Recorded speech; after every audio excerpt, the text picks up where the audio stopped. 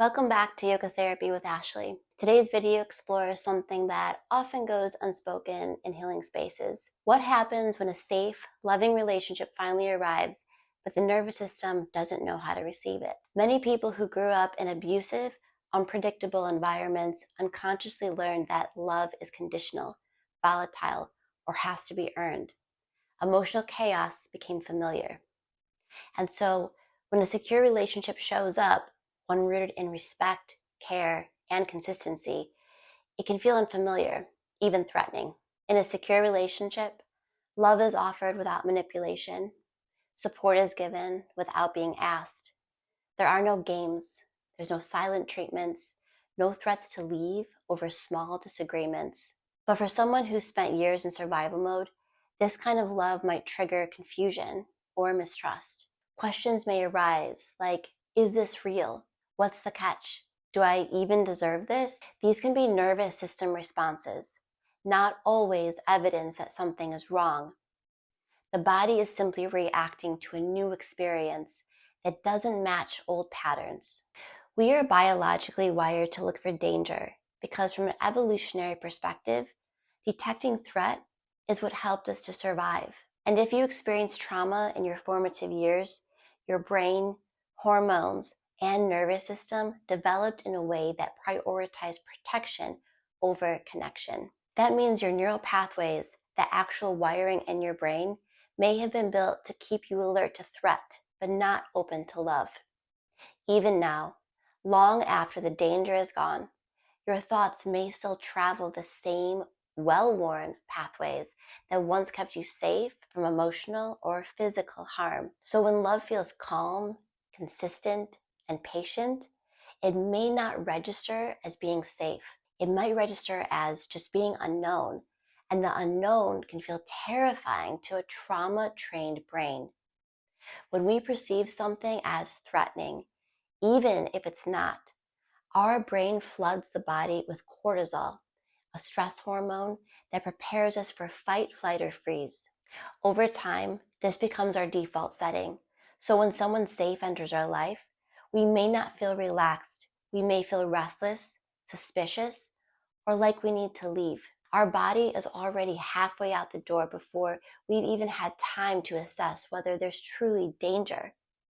And instead of jumping into reaction, we have to slow down and ask, what part of me is feeling unsafe right now? Is this discomfort a signal of actual danger, or is it just unfamiliar safety?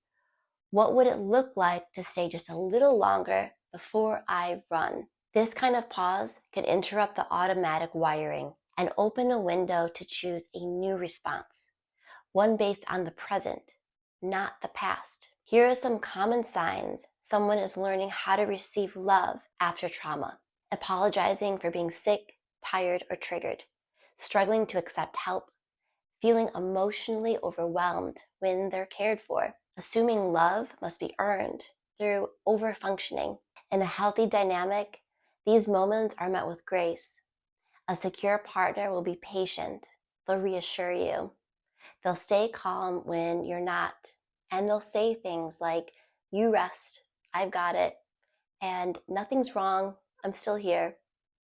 That level of steadiness isn't just comforting, it's reparative. So what does a safe relationship actually look like? Here are some signs that might mean it's safe, even if your nervous system feels unsure. You don't feel punished for having emotions or needs. They respond to your vulnerability with care, not withdrawal. They don't disappear during conflict. You feel calmer after talking to them. They follow through with what they say. They're curious about your inner world, not just your surface self. You're not walking on eggshells. They don't make you guess how you feel. You don't feel the need to overfunction or overdo in order to be worthy of their attention. They respect your boundaries without guilt tripping. Your nervous system might still react, but they're consistent, and it gives you a chance to soften. It's not about whether they're perfect, because nobody is. It's about consistency and allowing the person to show who they are over time. Another part of healing from trauma is learning to slow down in relationships. When you've been conditioned to equate intensity with love, there's often a need to move fast towards attachment, commitment, or even crisis. But slowing down creates space to truly see someone, not who you hope they'll be, but who they are. And that takes time. You also have to remember that rewiring takes time, and you have to take a moment and think, how long have I been dealing with these beliefs that keep me feeling unsafe in relationships? That's how long your brain has been using and reinforcing the same circuitry. This does not mean it will take the same amount of time to heal, but healing does require awareness, intention, patience, and a lot of times professional support. If you haven't already, this is a really good time to connect with a therapist, someone who can walk beside you through the rough patches and offer support, grounded in compassion and clinical insight.